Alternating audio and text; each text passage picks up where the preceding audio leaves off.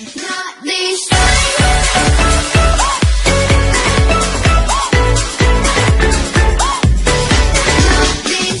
Where do we go to get that energy we need and that to keep our focus and to keep our drive? Whenever you're moving from one level to the other and you have to reinvent yourself, the adjustment, it's very, very difficult. It's very, very challenging. And I think that you need to begin to remind yourself of your why. You know, Nietzsche said, if you know the why for living, if you know why you're doing something, it will empower you to endure anything that you're going through. When you're working in corporations, you're working in financial services, it's a very competitive area. It's very, very dynamic. This is the era that Peter Drucker calls the era of the three C's: accelerated change, overwhelming complexity, and tremendous competition. And so people are tensed and very, very stressed out. So how do you deal with that? And knowing why you do what it is that you do. The name of the game right now is perceptual and psychological. It's the mental adjustments that we must make in the midst of the difficulties.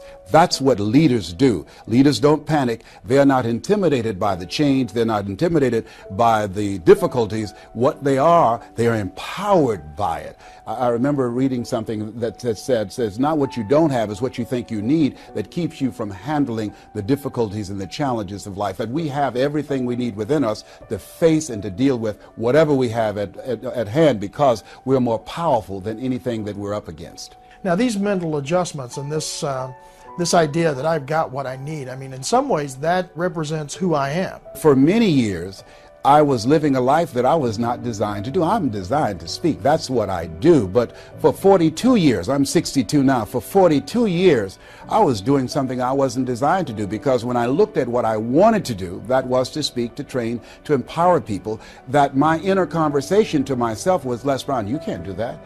You were labeled educable mental retarded in the 5th grade. You have no college training. You were born in an abandoned building on a floor. You don't even know your birth parents. You can't do that. You are DT. You were called the dumb twin. Those words became my reality for many years. And then someone came along and interrupted that conversation in my head and said, Mr. Brown, they tell me about to drop out of school. And I said, well, yes. Why? I can't, I'm not smart like my brother. And I'll never forget when we first met, I was in his class waiting on another student, and he came in and said, young man, go to his board and work this problem out for me. I said, sir, I can't do that. I'm not one of your students. He said, it doesn't matter. Follow my directions anyhow. And I said, I can't, sir. And he said, why? I said, sir, because I'm educable mental retarded. He said, don't you ever say that again. Someone's opinion of you does not have to become your reality. So now this man changed how I saw myself. When I saw myself as the dumb twin, and that was the conversation in my head, that was given to me, that's what I believed, I accepted that. So the things that I was up against academically, they began to appear not as difficult as I thought they were, because now he empowered me. Before then, right before then, up to that point, the things that were placed before me, I would stumble, I would slow the class down, because I was convinced that I was dumb. I believed what they said to me. And this guy came along and he changed my perception of myself. Someone said that people don't live life as it is, they live life as they are. And so what we have to do as leaders, I don't care where you are in customer service, managing people, that you have to do during the tough times, you have to bring the best out of yourself. So it's right now, it's at this time of the struggle. We go through a restructuring, we have competition that's doing weird stuff out in the market. And what you're saying is it's right now that tests my mettle, that builds me as a leader. Yes, without any question. The sign that I saw the other day that said, if you're going through hell, don't stop. Keep moving. You know, you got to continue to move. And if you continue to move and make the adjustments and fine-tune your strategy and let the people on the organization know, hey, look here, we're going to make this happen. And here's what they have to do. They have to come from a place of, it's possible. And once people begin to know that it's possible, then they begin to work within that framework. Sometimes we have to be intelligently ignorant. Many people fail to achieve the goals that they're capable of doing because they judge according to appearances, they know too much, and they think themselves out of it. What we have to do in this point in time, at this period of our history, is begin to be open to the possibility that it's possible, that we can do this. And the next step is that it's necessary. It's necessary that we find a way to make this work, that we look for ways to optimize the efficiency of our operation. It's necessary that everybody gets on the same page. It's necessary that we develop one vision, one voice, and higher standards on how we're going to begin to drive the culture, to impact our bottom line, to begin to take the level of customer service that we envision to another level to dominate the marketplace. It's necessary. Being second place is not name of the game. That's not acceptable. We've got to make it happen. And that it's you and it's me. All of us must take ownership for it. It was George Bernard Shaw who said, the people that make it in life, they look around for the circumstances that they want, and if they can't find them, they create them. That's what leaders do. And how do I take that picture that I have and get my employees to really see the possibility as well? Speed of the leader, speed of the group. You have got to buy into it. You've got to believe it. The difference between leaders and people that are followers. Leaders, it's a whole different standard for them. You know, it's a difference between being in the business and the business being in you. That it has to be who you are and that you set the pace for the organization. If the leader becomes cynical, if there's any doubt, if you don't have absolute faith that you can make it happen, if you become cynical, if they sense that you don't believe that it can happen, if you start complaining about the fact that you can't get your higher-ups to answer, or there's so much political bureaucracy that we have to deal with, that you're frustrated, that you don't know what to do, that you're pulling your hair out, that you can't sleep at night because of the fact that it's out of your control. If you have that victim mindset and feeling powerless, that nonverbal communication, your facial expression, your energy, the spirit of who you are, that will permeate and contaminate the spirit of the organization. Many leaders, their effectiveness with their people, their impact, their influence begins to diminish because they don't take the time to sharpen their minds, to build their faith, to build their skills, to empower and increase their confidence in themselves. So part of what we have to do, all leaders, you have to take time to pour into yourself. And you've got to also reach out. You've got to have a board of advisors, and it's your support committee that will give you a home court advantage. More teams win at home than they do on the road. 87%. Why? Because they have people cheering for them. I think that all leaders should have people around them, their group, their mastermind group, that will help to pour into them. There's safety and counsel that they can talk to. One of the things I always tell leaders that ask for help, not because you're weak, but because you want to remain strong. And ask for help, and don't stop until you get it. What do I do if I'm just not interested in playing this game? You know, it's easier. Maybe I'll just coast it out. You know, some of us have had our careers for a long time. Yes. Can't I just mark time until this passes, or, you know, until something new comes along? You can do that. You can become a volunteer victim and choose to play your life out like that. What if you live your whole life only to discover that it was wrong? That you just showed up, they paid you just enough to keep you from quitting, and you worked just hard enough to keep from getting fired. I had a friend of mine say to me, I was in radio at that point in time working for Skyway Broadcasting Company in Columbus, Ohio, and this guy named Horace Perkins, he was the head of sales. He said, Les Brown, you are sorry. I said, what do you mean, man? You know, I'm sorry. I'm the #1 personality in the morning here in Columbus. What do you mean? He said, it's still not enough. You can do better than that, man. Your abilities, your talents go beyond this microphone. You can do more than that. You're more than just a disc jockey. I said, well, how do I do that? He says, never ask how. Just make your commitment that you're going to develop yourself, man. He said, live full, Les, and die empty. Wow, that grabbed me. I did not know at that point in time, I just saw myself as a disc jockey.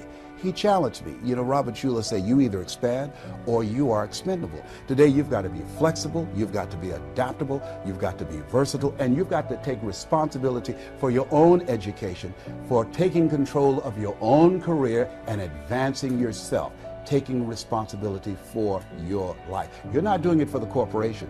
You're not doing it for your supervisor. You're giving your best at all times, under all circumstances, because that's who you are.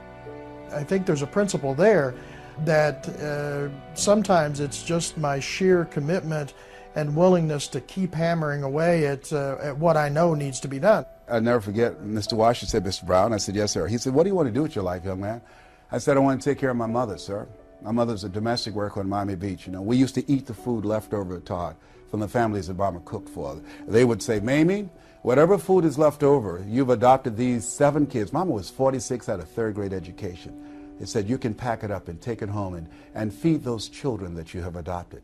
And had they not done that, many nights we would have gone to bed hungry. And wow, I admire this woman. Saw her on knees scrubbing floors and cleaning toilets to take care of us. And looking at her example and her relentlessness and her unstoppable spirit, she didn't let anything stop her. And as we begin to look at ourselves and look at our lives and look at where we are, one of the things that I know that we can do more than we can ever begin to imagine. But many times we have to begin to look at ourselves and realize that who we've been up to this point has not cut it, and we've got to begin to challenge ourselves to dig deeper. Einstein said the thinking that has brought me this far has created some problems that this thinking can't solve. And as leaders, we have to begin to look at ourselves, and we have to be the message that we bring. And if we want to produce greater results out of our people and where we are, we've got to radically change who we are. And I'll tell anybody listening to us right now, what is it about you that you know that one thing, that if you radically change that one thing,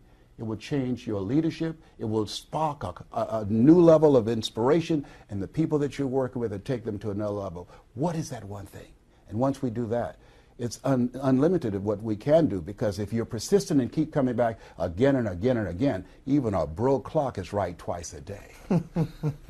Now, isn't it true, though, that when it comes down to that one thing, I'm pretty comfortable with my faults. I've got my stories that I tell. I've got the way that I justify the fact that I behave. You know, that's just me. It's just the way it is. You need to adjust because, you know, that's just how I am. You know, that's a challenge to say change. Well, that's not the way we are. See, we're all born the same way. We're all born dumb, naked, and speechless. And no one comes here knowing anything. A tree can't be anything but a tree. But the greatest power that we have as human beings, we have the power to change. Choose ye this day whom ye shall serve, the mediocre part of you or the greatness that you have within you. Challenge yourself. I can come out of a program like this or some sort of a reflection and decide, okay, I can make a little change. There's a change that I feel I can make. But I just don't see, I mean, I don't know that I can change all of these aspects of how I operate and how I lead. I think that what you said is crucial right here. You said, I don't know if I can do that. When I looked at the goals that I wanted to achieve, my heart said I can do that. If you ask most people, if you had your life to live over again, do you believe that you could do more than what you've done? If most people are honest, they will raise their hands and say yes. Then why is it that we don't do this? And the way that we ever do anything is we first make the commitment to do it. That's what we do. John F. Kennedy, he said, we're going to the moon. He wasn't a scientist. The technology was not around then. He said, in 10 years, we're going to the moon. He made a commitment. He spoke it into existence. In the beginning was the word. He said, we're going to the moon. We're going to make this happen. That was a commitment of this country. We're going to the moon. We will get there before the Russians. And there was a collective buy-in that everybody bought into it. Nobody questioned it because he said it with absolute faith. And everybody got on the page and began to look for ways of how we're going to make this happen. But what most people do is they go to, I don't know how to do it. They go to, how do we do it? Asking those questions. No, make the commitment. Once you make the commitment, the how, the way, the resources, the ideas, everything you need to make it happen will begin to show up and reveal itself. Once I realize that I've got the ability and I've got it in me in my own unique, sort of way, how do I achieve my potential? What's the next step for me as a leader? Many talented and gifted leaders go on unnoticed, and the world never had a chance to hear from them because they allow themselves to become negative. They allow themselves to become volunteer victims. They allow themselves to focus on the problem rather than the possibilities. Jim Rohn said, when the end comes for you, let it find you conquering a new mountain, not sliding down an old one. You got to continue to stretch, continue to grow, continue to expand. Socrates says a man's reach is to supersede his grasp. Or what are the heavens for? We have far more in ourselves, but we've got to challenge ourselves. We have to engage in that process. Most people just park. They go so far and they park and they coast out to the sunset. Who you are as a person comes out and shows up in your leadership. So I believe it's about personal empowerment, becoming aware of who you are, self-awareness. And what is it that drives you? What is it that motivates you? What is it that you want? It's cultivating a sense of goodness and greatness within yourself and working on yourself and saying to yourself, I deserve this. I deserve this standard of greatness from myself, and pushing yourself. And the next level, as you engage in that process, comes a commitment of how you manage yourself, your times, your skills, your talents, your abilities, how you work with others. As you gain greater insight into yourself, you gain greater insight into others. And out of that comes some achievements that you can point to. And then that brings you to self-fulfillment. How do we get here? What worked? What did not work? Now let's go back to the process all over again. It's a continuous, ongoing process. That's why Robert Schuller said, success is never ending. We can always better our best. But to better our best, we have to learn and reflect on what's occurred up to now. Absolutely, and push ourselves and challenge ourselves and be self-motivated and continue to raise the bar on ourselves and have some strategic partners that will hold us accountable for a higher standard. You can run faster with 100 who want to go than with one around your neck. You've got to evaluate the relationships that you have around you and ask yourself the question, what is this relationship doing to me? Am I growing? Am I developing? Is it stretching me? If you're the smartest one in your group, you need to get a new group. So you've got to have people around you that you can learn from and that you can grow from. What would you leave us with? What do you want us to remember in this opportunity? What contribution are you going to make to us and our thinking to make this whole initiative and our role as leaders successful? Continue to raise the bar on yourself and understand and know that there's more in you to express, to do, than you can ever begin to imagine. Henry David Thoreau talked about that when you're moving in the direction of your dream, you will have some uncommon hours, some magical moments. There are moments when you say, wow, I can't believe that it's me. But you also go through this period, what Joseph Campbell called the long, dark journey of the soul. Life will catch you on the blind side. You will say, why did this have to happen to me? Why not you? Who would you suggest? It's called life. And so what we have to do is buckle in and we have to deal with it. We have to suck it up. It's not personal. It's called life. What did Forrest Gump say? Life is like a box of chocolates. You never know what you're going to get. He was right. Absolutely. Well, Les, I really appreciate this time. Again, thank you so much for your Thank you. I contribution. appreciate you for the opportunity.